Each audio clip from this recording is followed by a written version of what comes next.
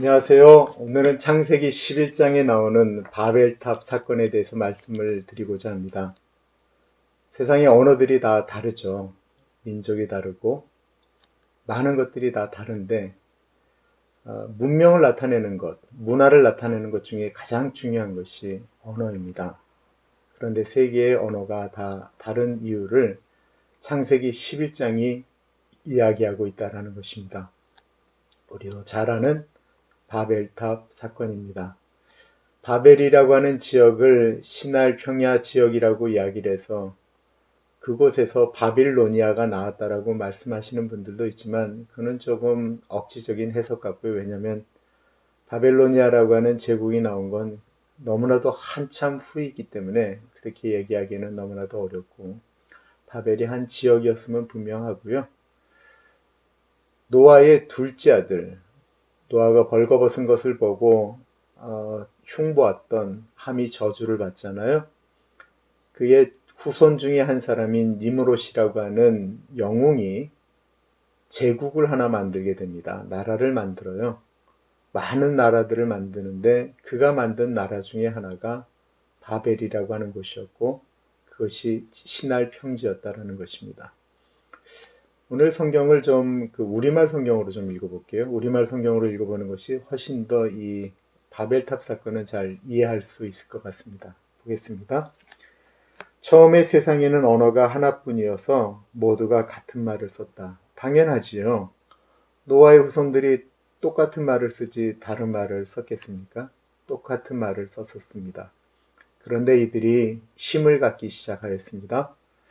이들이 그 신할 평지에 나라를 만들고 힘을 과시하기 시작하자 자신들의 힘을 다른 사람들에게 나타내고 싶었습니다. 자신이 가지고 있는 것, 힘 있는 것을 드러내는 사람들에게 나타나고 있는 것이 무엇일까요? 큰 것들을 선호한다라는 거예요. 제국, 큰 집, 큰 차, 이것이 부를 상징하는 것 아니겠습니까? 돈 아주 많은 사람이, 힘 있는 사람이 작은 집에서 사는 일은 흔치가 않습니다. 다 그것을 가지고 자기의 힘을 드러내기를 원하는데요. 이들이 그랬다라는 것입니다. 무엇이었을까요?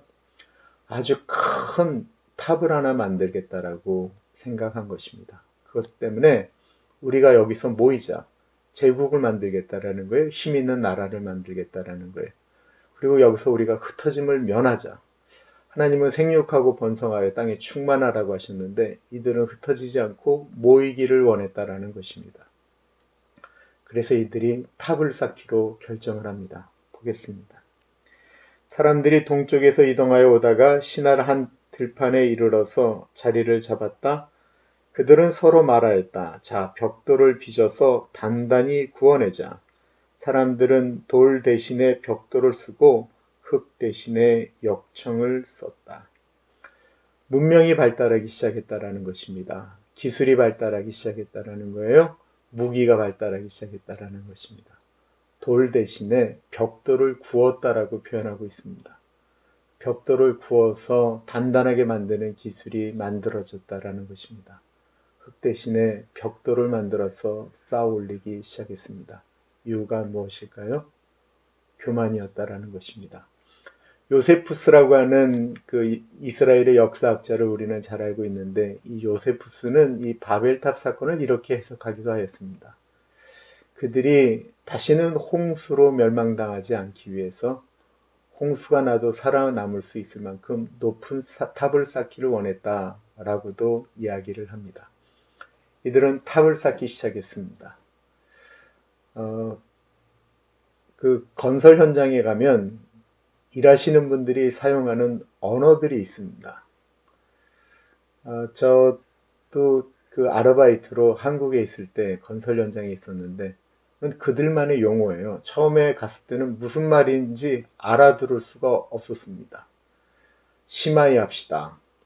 도끼다시, 끼리, 빠로 다 일본식 말씀인데 그냥 보편적으로 사용되어지는 말인데 그 뜻을 모르면 일을 할 수가 없어요. 그래서 그냥 바보가 되는 거예요. 처음에는 무슨 말을 하나라고 생각을 했어요. 미국에 오니까 참 좋은 것이 있는데 미국은 규격으로 이야기한다는 것입니다. 뭐 나무의 사이즈도 4x4 뭐 이런 식으로 얘기를 하잖아요. 어쨌든 건설 현장에서는 이 언어 소통이 굉장히 중요합니다. 물 올려라 할 때 물을 올려야 되고요. 벽돌 올려라 할 때 벽돌을 올려야 됩니다. 시멘트 가져오라고 할 때 시멘트를 가져와야 일이 탁탁 진행되어질 수 있습니다.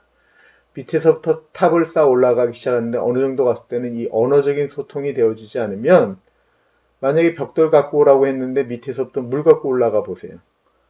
다시 내려가서 벽돌 갖고 올라오려면 얼마나 많은 시간이 걸리겠어요? 그러니까 여기서 언어가 하나인 것이 강력한 힘이었다라는 것입니다. 벽돌이 올라갔고 물이 올라가고 시멘트가 올라가면서 탑이 쌓아지기 시작했습니다. 하나님이 가만히 보니까 이게 하나님을 대적하기 위해서 쌓는 탑과 같습니다. 여기서 바벨이라고 하는 말의 뜻을 좀 알아야 될 것 같아요. 우리가 창세기에 나오는 바벨탑의 이 바벨은 혼잡하게 하다, 흩었다 라고 하는 뜻으로 우리가 정확히 알고 있습니다. 그런데 또 다른 의견이 있어요. 바벨은 밥이라고 하는 밥과 엘, 하나님이라고 하는 엘과 밥이라고 하는 통로, 문이라고 하는 말과 이렇게 합쳐진 단어라고 이야기하고 주장하는 분들이 있다라는 것입니다. 그래서 하늘의 문, 하늘로 통하는 문처럼 우리가 하늘까지 쌓아서 우리의 흩어짐을 면하게 하겠다라고 하는 인간의 생각들이 나타난 것, 바벨이라는 거예요. 근데 그거보다는 성경적인 원어의 뜻대로 해석을 하면 흩으셨다라고 하는 표현이 맞습니다. 하나님이 가만히 보니까 이 상태로는 안 되겠습니다. 이들이 흩어져서 땅을 다스려야 되는데 언어가 같기 때문에 계속 한쪽으로 모이게 됩니다. 그래서 하나님께서 이들에게 하신 일이 무엇일까요? 보겠습니다. 주님께서 말씀하셨다. 6절입니다. 보아라, 만일 사람들이 같은 말을 쓰는 한 백성으로서 이렇게 이런 일을 하기 시작하였으니 이제 그들로 하고자 하는 일을 무엇이든지 하지 못할 일이 없을 것이다. 자, 우리가 내려가자. 그들이 거기에서 하는 말을 뒤섞어서 그들이 서로 알아듣지 못하게 하자. 주님께서 거기에서 그들을 온 땅으로 흩으셨다. 그래서 그들은 도시 세우는 일을 그만두었다. 주님께서 거기에서 온 세상의 말을 뒤섞으셨다고 하여 사람들은 그곳의 이름을 바벨이라고 하였다. 주님께서 거기에서 사람들을 온 땅에 흩으셨다. 사람들이 언어가 달라지기 시작하자 건설을 할 수가 없게 되었습니다. 바벨탑을 쌓는 것을 중단하였습니다. 그러자 어떻게 되었을까요?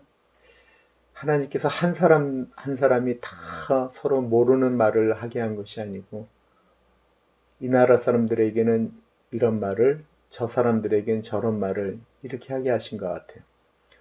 우리 한국 사람들이 국어를 배울 때 우리를 뭐라고 얘기하죠? 우리는 우랄 알타이 어족이라고 이야기하잖아요. 이게 시베리아 쪽 그쪽에서부터 내려온 어원을 갖고 있다라고 이야기해서 우리는 우랄 알타이 어족이라고 이야기하는 것처럼 사람들이 비슷한 말을 할 줄 아는 사람끼리 묶여서 흩어지기 시작했다라는 것입니다.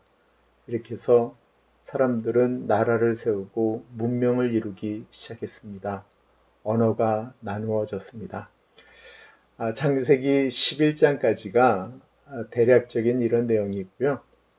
그리고 12장부터는 이스라엘의 조상이라고 이야기하는 아브라함의 이야기가 나오게 됩니다. 창세기 1장부터 11장이 문명의 발생, 사람의 기원, 이 세상의 역사, 이 모든 것들을 나타내는 굉장히 중요한 내용입니다. 창세기를 읽어보면 기가 막힌 생각이 듭니다.